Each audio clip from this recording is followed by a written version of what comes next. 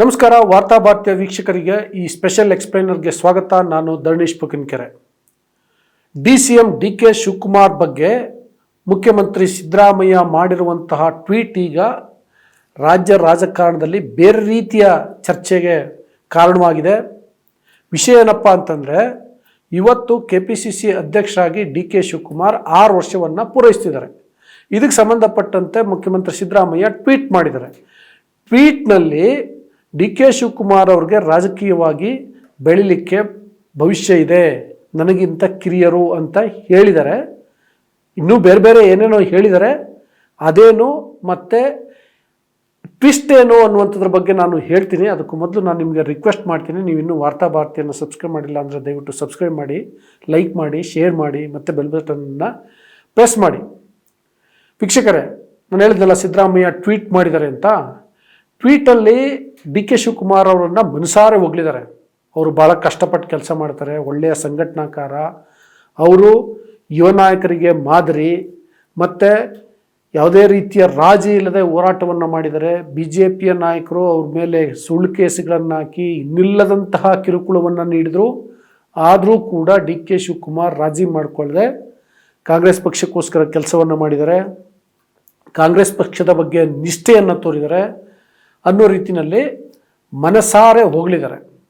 ಅದಾದಮೇಲೆ ಡಿಕೆ ಶಿವಕುಮಾರ್ ನನಗಿಂತ ರಾಜಕೀಯವಾಗಿ ಕಿರಿಯವರು, ಅವರು ಇನ್ನೂ ಕೂಡ ಬಹಳ ಭವಿಷ್ಯ ಇದೆ ಅವರಿಗೆ, ಅವರು 2028ಕ್ಕೆ ಹೋರಾಟವನ್ನು ನಡೆಸಬೇಕು, ಆ ಹೋರಾಟದಲ್ಲಿ ನಾನು ಜೊತೆಗಿರ್ತೀನಿ ಅನ್ನುವ ಕಂಟೆಕ್ಸ್ಟಲ್ಲಿ ಕೂಡ ಬರೆದಿದ್ದಾರೆ.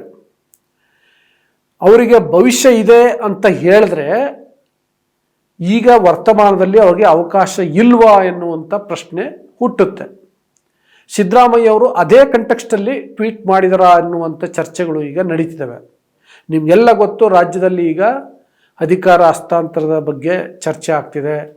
ಸಿದ್ದರಾಮಯ್ಯ ಅವರು ಡಿಕೆ ಶಿವಕುಮಾರ್ ಅವ್ರಿಗೆ ಅಧಿಕಾರವನ್ನು ಹಸ್ತಾಂತರಿಸಬೇಕು ಅನ್ನೋ ರೀತಿಯಲ್ಲಿ ಒಂದು ವಾದ, ಇಲ್ಲ ಸಿದ್ದರಾಮಯ್ಯ ಅವರೇ ಮುಂದುವರಿಬೇಕು ಅಂತ ಇನ್ನೊಂದು ವಾದ ಕಾಂಗ್ರೆಸ್ನಲ್ಲಿ ಮತ್ತು ಬೇರೆ ಬೇರೆ ಸೋಷಿಯಲ್ ಮೀಡಿಯಾದಲ್ಲಿ ಕೂಡ ಚರ್ಚೆ ಆಗ್ತಿದೆ, ಮೀಡಿಯಾದಲ್ಲಿ ಚರ್ಚೆ ಆಗ್ತಿದೆ. ಈ ನಾಯಕತ್ವದ ಬದಲಾವಣೆ ವಿಷಯ ಚರ್ಚೆ ಆಗ್ತಿರುವಂಥ ಸಂದರ್ಭದಲ್ಲಿ ಸಿದ್ದರಾಮಯ್ಯ ಅವರು ಡಿಕೆ ಶಿವಕುಮಾರ್ ಅವ್ರಿಗೆ ಉಜ್ವಲವಾದಂತಹ ಭವಿಷ್ಯ ಇದೆ ಅಂತ ಒಂದು ರೀತಿಯಲ್ಲಿ ಕೋಟ್ ಮಾಡಿ ಹೇಳ್ದಂಗೆ, ಭವಿಷ್ಯ ಇದೆ ಅಂದರೆ ಈಗ ಅವರಿಗೆ ಅವಕಾಶ ಇಲ್ಲ ಅನ್ನೋ ರೀತಿಯಲ್ಲಿ ಮಾತನಾಡಿದ್ದಾರೆ. ಜೊತೆಗೆ 2028ರ ವಿಷಯವನ್ನು ಪ್ರಸ್ತಾಪ ಮಾಡಿದ್ದಾರೆ. 2028ಕ್ಕೂ ಮತ್ತು ಕಾಂಗ್ರೆಸ್ ಪಕ್ಷವನ್ನು ಅಧಿಕಾರಕ್ಕೆ ತರಬೇಕು ಅಂತ ಮಾತಾಡ್ತಾ ಆ ಹೋರಾಟದಲ್ಲಿ ನಾನು ಜೊತೆಯಾಗಿರ್ತೇನೆ ಅಂತ ಹೇಳಿದ್ದಾರೆ.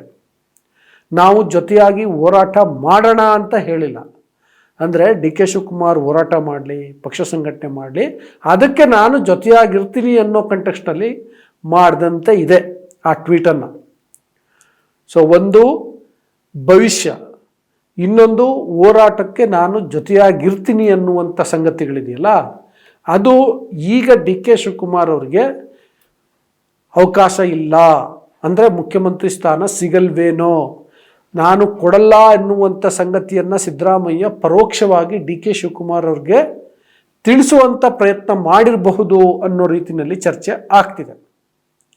ಮತ್ತು ಇವತ್ತು ಡಿಕೆ ಶಿವಕುಮಾರ್ KPCC ಅಧ್ಯಕ್ಷರಾಗಿ 6 ವರ್ಷ ಪೂರೈಸಿರುವ ಹಿನ್ನೆಲೆಯಲ್ಲಿ ಎಲ್ಲ ಶಾಸಕರಿಗೆ, ಕಾಂಗ್ರೆಸ್ ಶಾಸಕರಿಗೆ ಒಂದು ಔತಣಕೂಟವನ್ನು ಅರೇಂಜ್ ಮಾಡಿದ್ದಾರೆ. ಅದರಲ್ಲಿ ಸಿದ್ದರಾಮಯ್ಯ ಕೂಡ ಭಾಗಿಯಾಗ್ತಿದ್ದಾರೆ. ಈ ಔತಣಕೂಟಕ್ಕೂ ಕೂಡ ಅಧಿಕಾರ ಹಂಚಿಕೆಯ ಒಪ್ಪಂದದ ವಿಷಯ ತಳುಕಾಕೊಂಡಿದೆ. ಅದೇ ಸಂದರ್ಭದಲ್ಲಿ ಅಂದರೆ ಅದನ್ನು ಔತಣಕೂಟವನ್ನು ಡಿಕೆ ಶಿವಕುಮಾರ್ ಅಧಿಕಾರ ಹಂಚಿಕೆಯ ಒಪ್ಪಂದದ ವಿಷಯಕ್ಕೆ ಸಂಬಂಧಪಟ್ಟಂತೆ ಬಳಸ್ಕೊಳ್ಬಹುದು ಎನ್ನುವ ಕಾರಣಕ್ಕೋಸ್ಕರವೇ ಇದೇ ಸರಿಯಾದ ಸಂದರ್ಭ, ಈ ಸಂದರ್ಭದಲ್ಲಿ ಅವ್ರಿಗೊಂದು ಮೆಸೇಜ್ ಕೊಡಬೇಕು ಅನ್ನುವ ಕಾರಣಕ್ಕೆ ಸಿದ್ದರಾಮಯ್ಯ ಈ ರೀತಿ ಟ್ವೀಟ್ ಮಾಡಿದಾರ ಅನ್ನುವಂಥ ಪ್ರಶ್ನೆಗಳು ಕೂಡ ಕೇಳಿಬರ್ತಿದ್ದಾವೆ.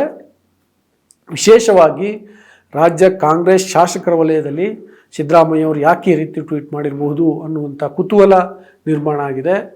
ಮತ್ತು ಕೆಲವ್ರಿಗೆ ಅನುಮಾನ ಇತ್ತು, ಇವರು ಅಧಿಕಾರ ಹಸ್ತಾಂತರ ಮಾಡ್ತಾರೋ ಇಲ್ವೋ ಅಂತ.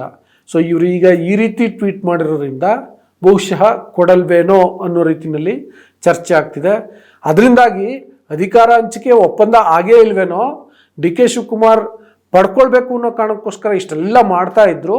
ಅವರಿಗೆ ನೀವು ಈ ಥರದ ವ್ಯರ್ಥ ಪ್ರಯತ್ನ ಮಾಡಬೇಡಿ ಅನ್ನುವಂಥ ಸಂದೇಶವನ್ನು ಸಿದ್ದರಾಮಯ್ಯ ಅವರು ಒಂದೇ ಟ್ವೀಟ್ ಮೂಲಕ ತಿಳಿಸಿರ್ಬೋದು ಅನ್ನೋ ರೀತಿಯಲ್ಲಿ ಚರ್ಚೆಗಳು ನಡೀತಿದ್ದಾವೆ. ಒನ್ಸ್ ಅಗೇನ್ ಕಾಂಗ್ರೆಸ್ ಪಾಳ್ಯದಲ್ಲಿ ಈಗ ನೋಡಿ, ರಾಜ್ಯದಲ್ಲಿ ವಿಧಾನಸಭೆ ಅಧಿವೇಶನ ನಡೀತಿದೆ. ಎಲ್ಲ ಶಾಸಕರು ಬೆಂಗಳೂರಿನಲ್ಲೇ ಇದ್ದಾರೆ, ಪರಸ್ಪರ ಸಿಕ್ತಾಗ ಮಾತಾಡ್ಕೊಳ್ತಿದ್ದಾರೆ.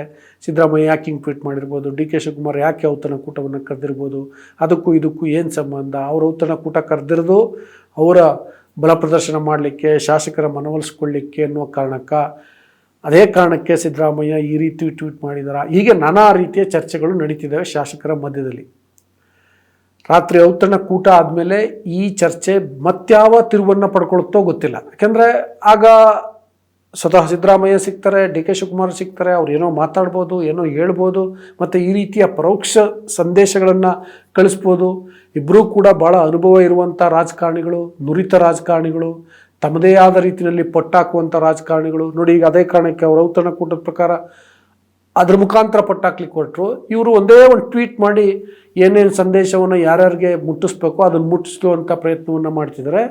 ಸೊ ಅದರಿಂದಾಗಿ ಈ ಅಧಿಕಾರ ಹಂಚಿಕೆಯ ಕಿತ್ತಾಟಕ್ಕೆ ಅಥವಾ ಗೊಂದಲಕ್ಕೆ ಇವತ್ತಿನ ಮಟ್ಟಿಗೆ ಈ ಥರದ ಒಂದು ಟ್ವೀಟಿಂದ ಸಿಕ್ಕಿದೆ. ಮುಂದೆ ಇನ್ಯಾವ ಸ್ವರೂಪವನ್ನು ಪಡ್ಕೊಳುತ್ತೋ ನೋಡಬೇಕು.